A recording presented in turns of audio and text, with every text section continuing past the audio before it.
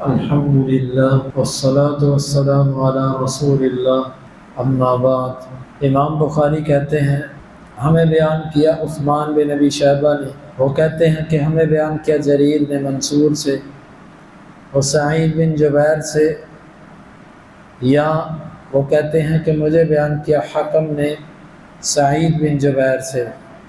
قال امرنی عبد الرحمن بن ابزہ، عبد الرحمن بن ابزہ نے مجھے حکم دیا، قال سل ابن عباس عن ہاتین الآیتین ما امرہما، ان دو آیتوں کے بارے میں ان کا کیا معاملہ ہے۔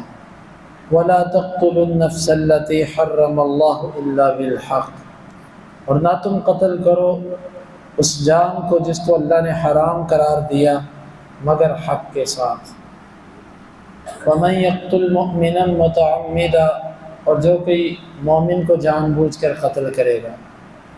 فسألت ابن عباس، میں نے ابن عباس رضی اللہ عنہ سے سوال کیا، فقال لما انزلت التي في الفرقان قال مشرك اہل مکہ، جب وہ آیت اتری جو سورہ فرقان میں ہے تو مکہ کے مشرکوں نے کہا فقد قتلنا النفس التي حرم اللہ، ہم نے تو ایسی جانوں کو قتل کیا ہے کہ جن کو اللہ نے حرام قرار دیا تھا۔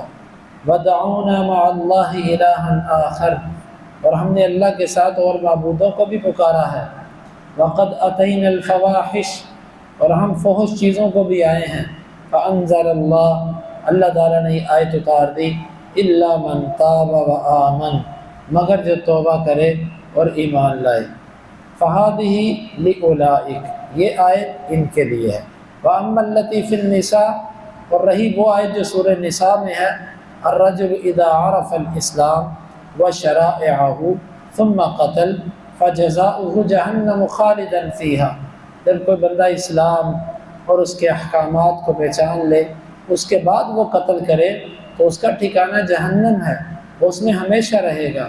فَذَكَرْتُهُ لِمُجَاهِدٍ، میں نے اس کی یہ بات مجاہد کو ذکر کی، فقال الا من ندم، مگر وہ جو اس پر بھی شرمندہ ہو۔ ابن عباس رضی اللہ عنہ، ان کا اصل میں معاملہ یہ تھا کہ یہ مسلمان کو جان بوجھ کر قتل کرنے والے کے بارے میں موقف رکھتے تھے کہ اس کی توبہ نہیں۔ توبہ نہ ہونے سے مراد مطلب اگر وہ توبہ کے بغیر مر گیا تو جس طرح مشرک شرک کرے اور توبہ کے بغیر مر جائے تو اس کی بخشش نہیں، اسی طرح قاتل نے جان بوجھ کر قتل کیا مسلمان کو اور پھر توبہ نہیں کی تو اس کی بھی بخشش نہیں۔ گویا کہ ان کے نزدیک وہ گناہ کہ جن کو اللہ معاف نہیں کرتا بغیر توبہ کے وہ دو ہیں، ایک شرک اور ایک قتل۔ عبد الرحمن بن ابزہ کو سعید بن جبیر نے کہا کہ ابن عباس سے پوچھو ان دو آیتوں کے بارے میں، وَلَا تَقْتُلُوا النَّفْسَ الَّتِي حَرَّمَ اللَّهُ إِلَّا بِالْحَقِّ وَمَن يَقْتُلْ مُؤْمِنًا مُتَعَمِّدًا، کیونکہ آگے جا کر آتا ہے کہ إِلَّا مَن تَابَ وَآمَنَ، ہاں جس نے قتل کے بعد توبہ کر لی اور ایمان لے آیا، یعنی کہ جو توبہ کرنے والا ہو اور ایمان والا ہو اللہ اس کو معاف کر سکتا ہے۔ ابن عباس رضی اللہ عنہ کہتے تھے کہ نہیں، اس کی کوئی معافی نہیں۔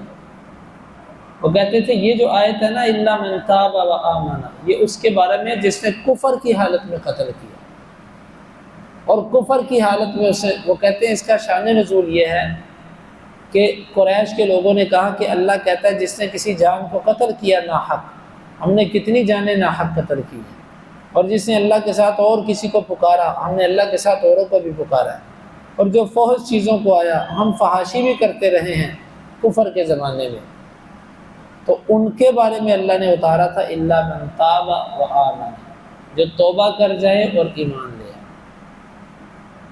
وگرنہ وہ کہتے تھے، بلکہ وہ واضح کہتے تھے قاتل توبہ بھی کرے تو اس کی توبہ نہیں، حالانکہ یہ موقف تو شرک کے بارے میں بھی نہیں اہل علم کا، شرک کرنے والا بھی توبہ کرے تو اللہ معاف کرتا، وہ کہتے تھے قاتل توبہ بھی کرے تو معافی نہیں۔ کیوں؟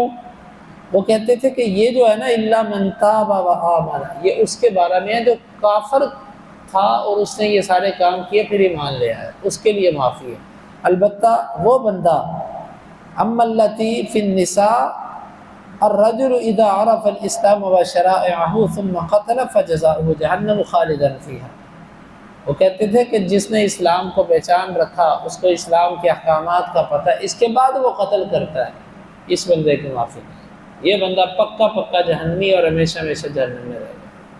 ہاں اچھا، وہ پھر کہتے ہیں، راوی کہتا ہے کہ میں نے یہ قول جا کر مجاہد کو بتایا، مجاہد ابن عباس کے شاگرد ہیں، میں نے کہا کہ مجاہد ابن عباس یہ کہتے ہیں، تو آگے سے مجاہد کہنے لگے الا من ندم، اس کے بعد بھی جو شرمندہ ہو جائے اللہ اس کو معاف کر دے۔ گویا کہ مجاہد کا بھی یہ موقف نہیں تھا، یہ موقف صرف اور صرف ابن عباس رضی اللہ عنہ کا تھا۔ جمہور اہل علم صحابہ وہ اس کے قائل نہیں تھے۔ تو بہرحال یہ ابن عباس رضی اللہ عنہ کا ایک موقف تھا جو کہ درست نہیں ہے، لیکن وہ یہ موقف رکھتے تھے۔ اہل علم اس کا جواب یہ دیتے ہیں کہ اللہ تعالیٰ نے یہ جو فرمایا نا کہ وَمَن يَقْتُلْ مُؤْمِنًا مُتَعَمِّدًا فَجَزَاؤُهُ جَهَنَّمُ خَالِدًا فِيهَا، اس میں ہمیشہ رہے گا۔ وہ کہتے ہیں کہ ایک ہوتی ہے سزا، بھئی اس جرم کی سزا یہ ہے، لیکن اس سزا میں بعض دفعہ کچھ وجوہات کی بنیاد پر تخفیف کر دی جاتی ہے۔ اس کی سزا تو یہی تھی کہ یہ پکا جہنم میں رہے، لیکن اس کے مسلمان ہونے کی وجہ سے، لا الہ الا اللہ پڑھنے کی وجہ سے اور شرک نہ کرنے کی وجہ سے اس کے لیے کچھ رعایت کر دی گئی کہ اس کو نکال دیا گیا۔ اصل سزا اس کی یہی تھی، لیکن اس کو کیوں نکالا گیا؟ لا الہ کی وجہ سے۔ دوسرا جواب وہ یوں دیتے ہیں، وہ کہتے ہیں کہ خالداً فیہا، خالد سے مراد ہے لمبا زمانہ اس میں رہنا، ہمیشہ رہنا مراد نہیں، طول المکث لمبا زمانہ ٹھہرنا یہ مراد ہے۔ تیسرا جواب وہ یہ دیتے ہیں، وہ کہتے ہیں کہ اللہ تعالیٰ نے قرآن مجید کے اندر جا بجا فرمایا، احادیث کے اندر بھی ہے کہ یا ابن آدم لو اتیتنی بقراب اہل الارض خطایا لو بلغت ذنوبک عنان السماء، آدم کے بیٹے اگر تو زمین کے بھراؤ کے برابر غلطیاں لے آئے اور تیرے گناہ آسمان کی بلندیوں تک پہنچ جائیں، ثم اتیتنی، پھر تو میرے پاس اسی حالت میں آئے کہ تیرے گناہ اتنے زیادہ ہوں کہ زمین و آسمان کے قلابے بھر جائیں، لا تشرک بی شیئا غفرتک ولا ابالی، تو نے اللہ کے ساتھ شرک نہ کیا ہو میں تجھے معاف کر دوں گا اور پرواہ بھی نہیں کروں گا۔ اور وہ دلیل بھی پیش کرتے ہیں، ان اللہ لا یغفر ان یشرک بہ ویغفر ما دون ذلک لمن یشاء، اللہ تعالیٰ شرک کے سوا جس کو چاہے معاف کر سکتا ہے۔ اور بھی دلائل ہیں جمہور اہل علم کے جو قوی دلائل ہیں۔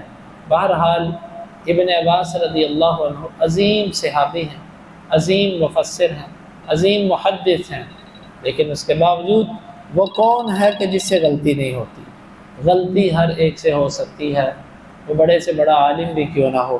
اللہ رب العالمین سے دعا ہے اللہ تعالیٰ سمجھنے کی اور عمل کی توفیق عطا فرمائے۔